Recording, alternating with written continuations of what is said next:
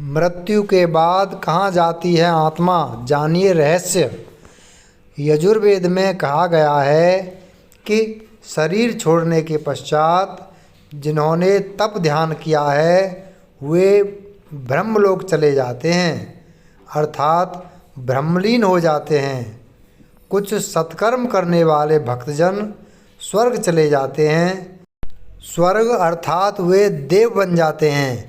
राक्षसी कर्म करने वाले कुछ प्रेत योनि में अनंत काल तक भटकते रहते हैं और कुछ पुनः धरती पर जन्म ले लेते हैं। जन्म लेने वालों में भी जरूरी नहीं कि वे मनुष्य योनि में ही जन्म लें।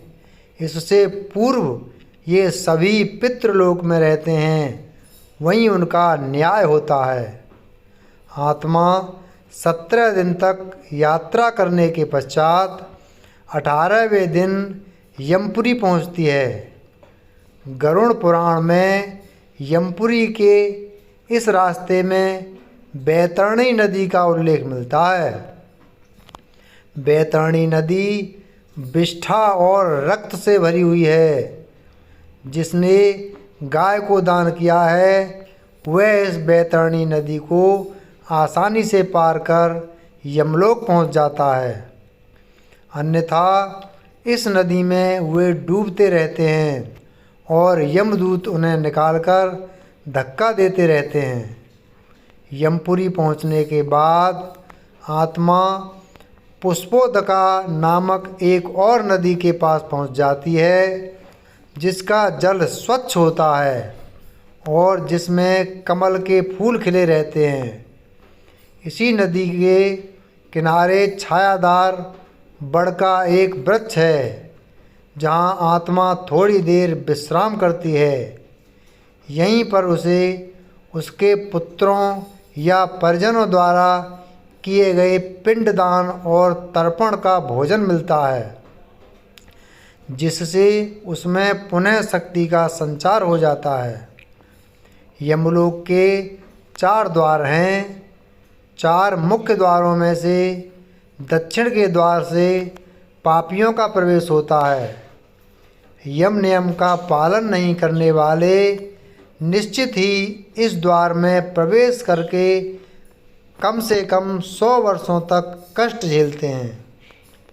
पश्चिम का द्वार ऐसे जीवों का प्रवेश होता है जिन्होंने दान पुण्य किया हो, धर्म की रक्षा की हो और तीर्थों में प्राण त्यागे हों।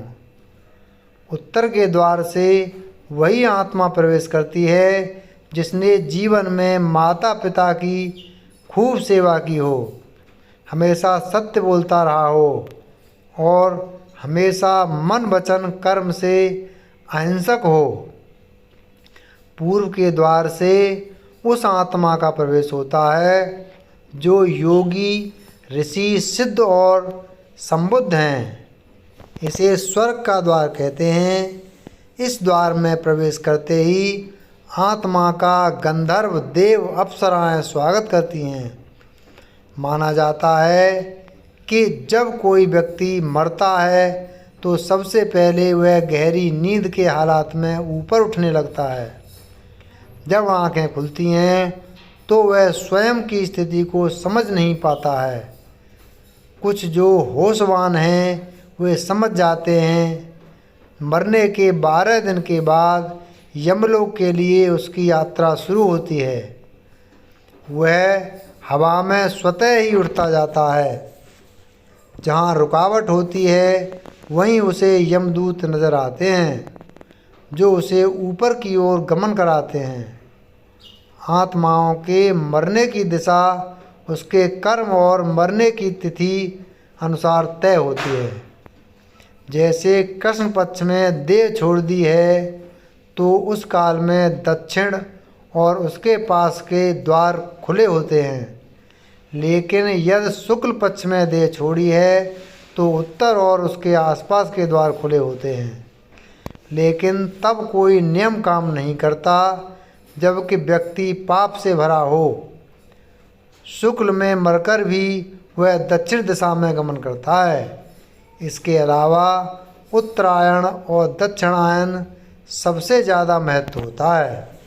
उत्तरायण में मरने वाले 4 द्वारों, 7 तोरणों तथा पुष्पोदका, वैवस्वती आदि सुरम्य नदियों से पूर्ण अपनी पुरी में पूर्व, पश्चिम तथा उत्तर के द्वार से प्रविष्ट होने वाले पुण्यात्मा को भगवान विष्णु के दर्शन होते हैं, जो शंख चक्र गदा पद्मधारी चतुर्भुज नीलाभ रूप में अपने महाप्रसाद में रत्नासन पर दर्शन देते हैं। ऐसी शुभ आत्मा स्वर्ग का अनुभव करती है और उसे शांति व स्थिरता मिलती है। स्वर्ग में रहने के पश्चात वह किसी अच्छे समय में पुनः अच्छे कुल और स्थान में जन्म लेती है।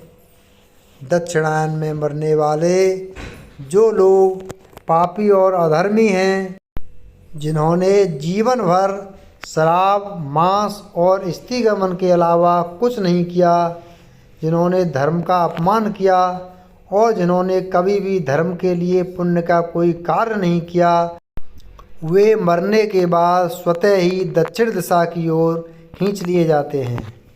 ऐसे पापियों को सबसे पहले तप्त लोह द्वार तथा पूय, शोणित एवं क्रूर पशुओं से पूर्ण बैतरणी नदी पार करनी होती है। नदी पार करने के बाद दक्षिण द्वार से भीतर आने पर वे अत्यंत विस्तीर्ण सरोवरों के समान नेत्र वाले, धूम्रवर्ण प्रलय मेघ के समान गर्जन करने वाले, ज्वालामय रोमधारी, बड़े तीक्ष्ण प्रज्वलित दंतयुक्त, षंडसी जैसे नखों वाले, चर्म वस्त्रधारी, कुटिल भ्रकुटी, भयंकरतम वेश में यमराज को देखते हैं। वहाँ घोरतर पशु तथा यमदूत उपस्थित मिलते हैं।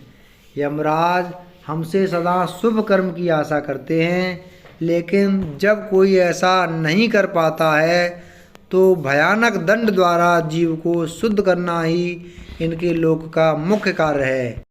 ऐसी आत्माओं को यमराज नरक में भेज देते हैं।